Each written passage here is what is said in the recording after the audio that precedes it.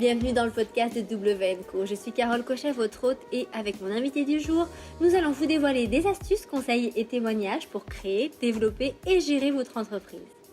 Chez WNCO, nous croyons que chaque réussite commence par un rêve et que nous sommes tous riches de savoir, d'expérience et de conseils. Notre souhait est d'accompagner les gens qui entreprennent avec l'aide des personnes qui entreprennent. Notre invité du jour est Annelise Bouchu.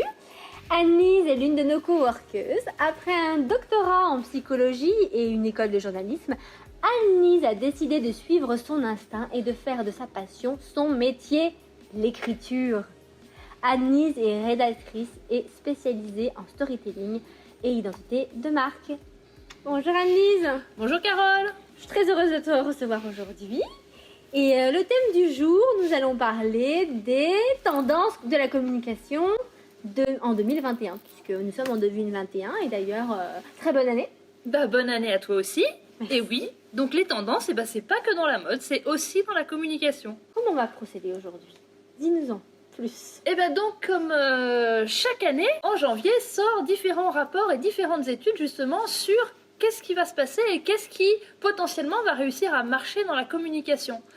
Donc j'ai lu tout un tas de dossiers et d'articles que je t'ai partagés et aujourd'hui ce que je propose c'est que pour notre audience, on leur partage justement les 3 points forts qui ont retenu notre attention et qui nous semblent essentiels à aborder quand on veut développer une communication dans un contexte qui est un peu particulier, qui fait suite à une année 2021 où on a eu beaucoup de mal à communiquer en direct et où la communication digitale a vraiment pris une ampleur inattendue, encore plus inattendue. Et donc comment est-ce qu'on va arriver en 2021 à se positionner de manière stratégique dans cette nouvelle tendance. Oui, une année 2020, tu as dit 2021, ne va pas nous porter la poisse.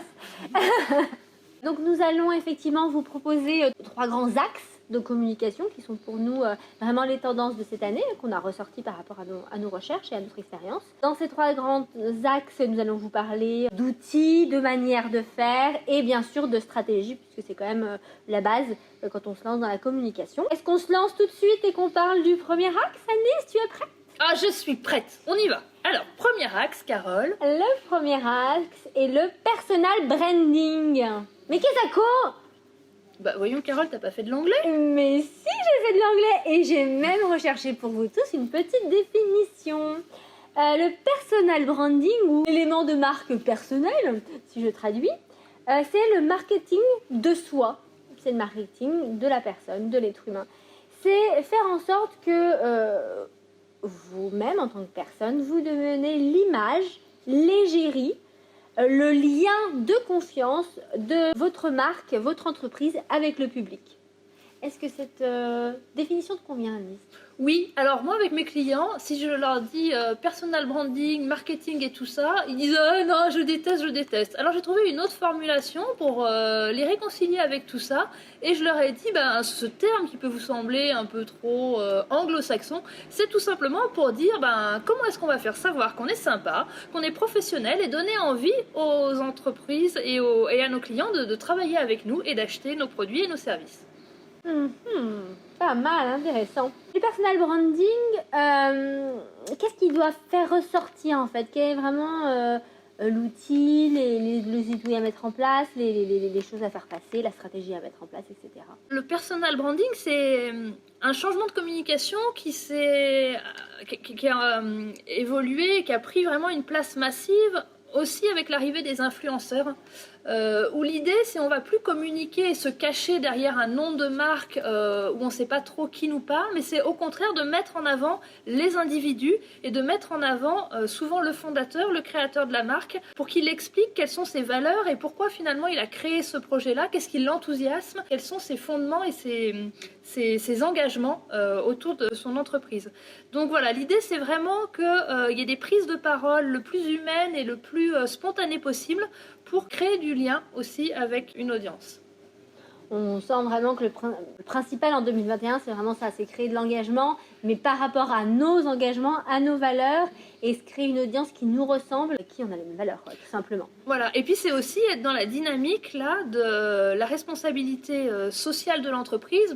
Quelle est la raison d'être de mon entreprise et quelle est la responsabilité de mon entreprise et comment je m'engage dans mon environnement économique et mon environnement social. Et pour ça, c'est vraiment aux personnes de l'entreprise, donc souvent aux créateurs, mais ça peut être aussi à des salariés de prendre la parole et d'expliquer leur vision sociale pour petit à petit arriver à parler des produits et des services. Mais en premier, on va parler des valeurs, on va parler de vision, on va parler de ce qui nous anime, on va parler de passion, on va parler d'envie.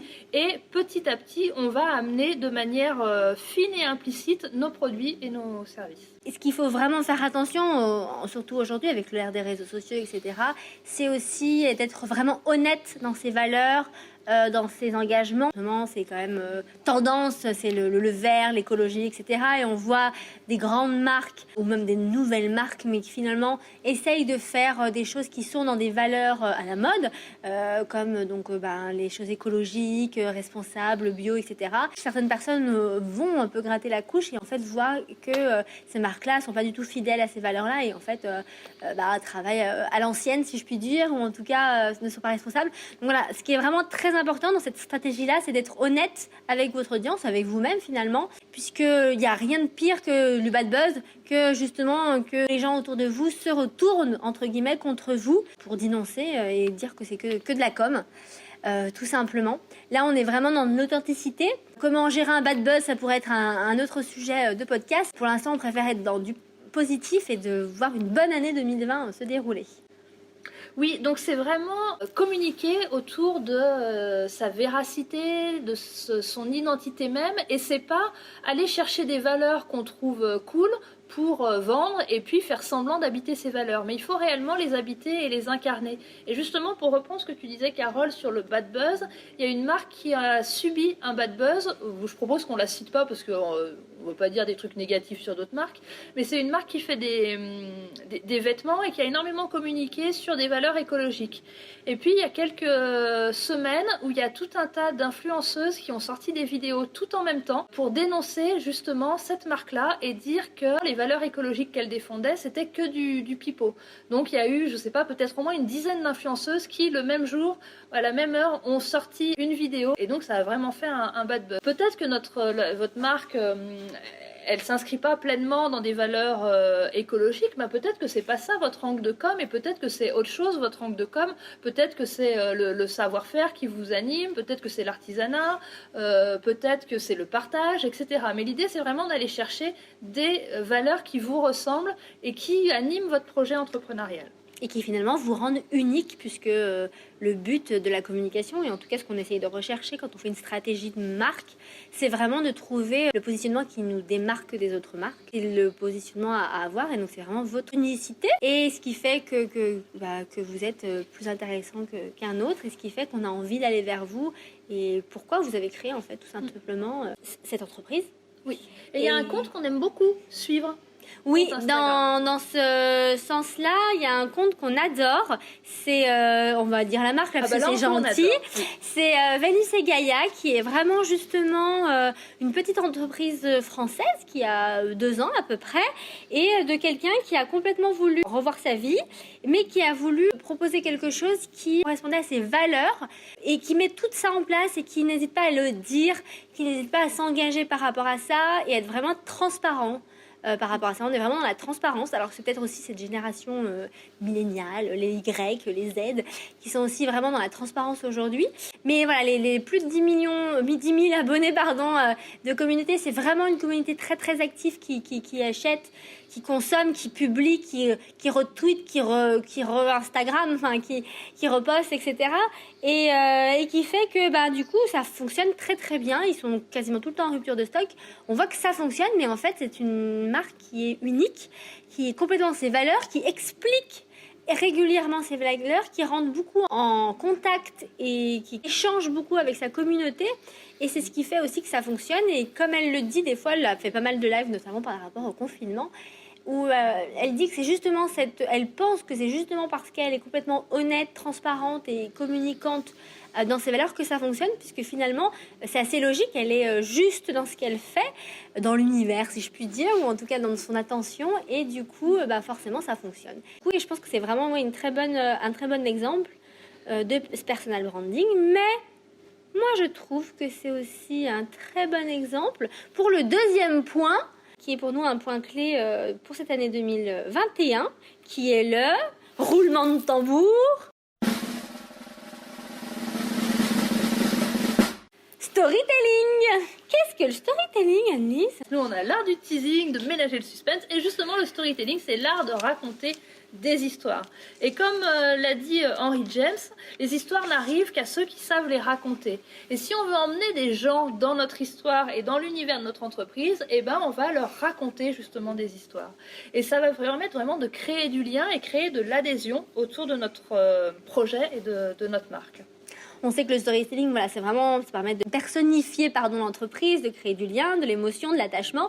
On voit des marques, voilà, on parlait de Venus et Gaïa, qui est une jeune entreprise, mais on voit même des marques, des grandes marques qui existent depuis très longtemps, comme par exemple Intermarché, qui se lance dans du storytelling avec beaucoup de succès et qui se démarque complètement de ses concurrents et qui se démarque même complètement de ce qu'on attend de ce type d'entreprise en ce moment avec sa communication.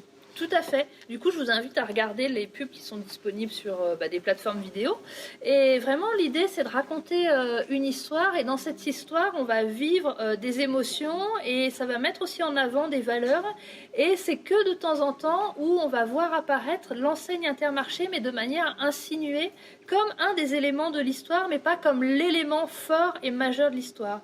L'idée, c'est vraiment de révéler un univers, révéler les valeurs de la marque à travers le récit, pour créer de l'adhésion, pas par rapport aux produits ou aux services, mais par rapport aux valeurs et à l'histoire de la marque. Et puis au sentiment que il y a eu plusieurs pubs comme l'Amour, la chanson Amour, il y a eu la pub pour la fin d'année, où c'était vraiment dans l'actualité, parce qu'il y avait aussi, on était dans un esprit d'hôpital, etc. Donc c'était assez cohérent avec l'actualité.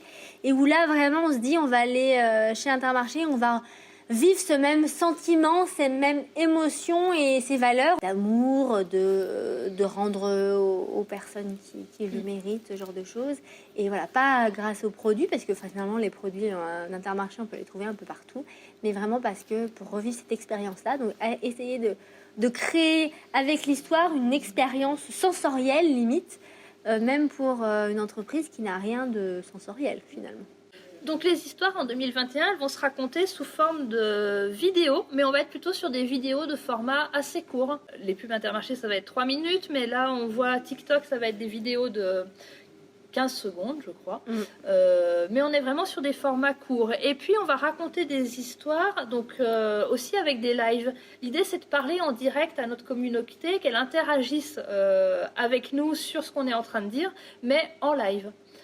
Et puis les histoires, enfin, elles vont se raconter par l'écrit. Et ce que nous annoncent les spécialistes, c'est vraiment un grand retour de l'écrit à travers les blogs. Longtemps, on a dit les blogs sont morts. Eh bien, a priori, en 2021, on va les voir reprendre de belles couleurs. Et surtout, l'écrit, ça va être à travers des newsletters. Où contrairement aux réseaux sociaux, eh ben, la newsletter, on va être en lien aussi direct avec nos abonnés. Les gens, ils ont choisi de s'abonner à notre newsletter. Et puis, quand ils vont ouvrir notre newsletter et notre texte au moment où ils sont disponibles pour recevoir le message. Et ils vont prendre le temps de lire justement notre newsletter, contrairement à ce qu'on a vu beaucoup sur les réseaux sociaux. Mais voilà, la newsletter, pour que les gens continuent à la lire, on va leur raconter des histoires et on va créer du contenu qui va être différenciant et du contenu aussi de qualité. Tout à fait. Et grâce à... Donc on a l'écriture, les vidéos, les lives aussi, qui se développent de plus en plus sur les réseaux sociaux, mais classiques. Mais il y a aussi des nouvelles applications comme Twitch qui se développent de plus en plus, qui permettent ce genre de choses, d'interagir. On est vraiment toujours dans cette dimension d'interaction et utiliser donc plusieurs formats, l'écriture et la vidéo.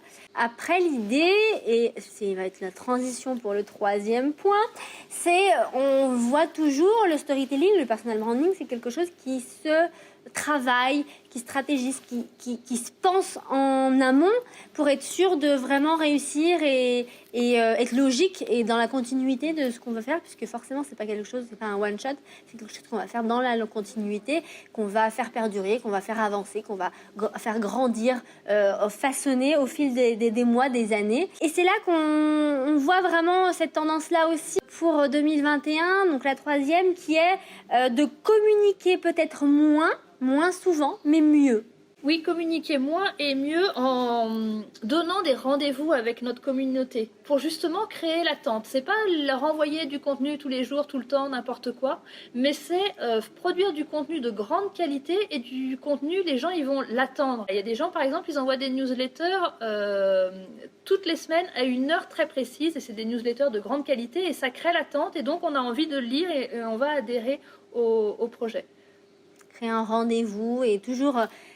pareil, cette idée de communauté qui sera peut-être avec les newsletters moins importante que sur un réseau social, mais qui sera une vraie communauté fidèle qui va vraiment agir, interagir, lire, participer, être efficace, quoi. Pas juste des chiffres, mais une vraie communauté qui va être notre ambassadeur après auprès d'autres personnes ou qui seront simplement de très bons clients. Oui, et aussi on a noté depuis quelque temps une grande tendance entre guillemets sociale plutôt, où les gens avaient le FOMO, c'est the fear of missing out, c'est la peur de rater quelque chose. Il y a tellement d'informations en ce moment qui circulent qu'on a l'impression qu'on va rater des choses, etc. Donc ça peut être assez anxiogène. Il y a des personnes qui ont envie de quitter les réseaux sociaux, etc. parce que justement ils se sentent un peu obligés, submergés d'informations.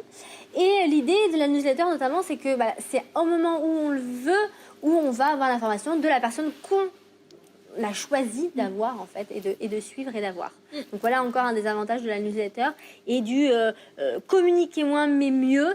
Ça revient un peu à la tendance actuelle aussi de consommer moins mais mieux.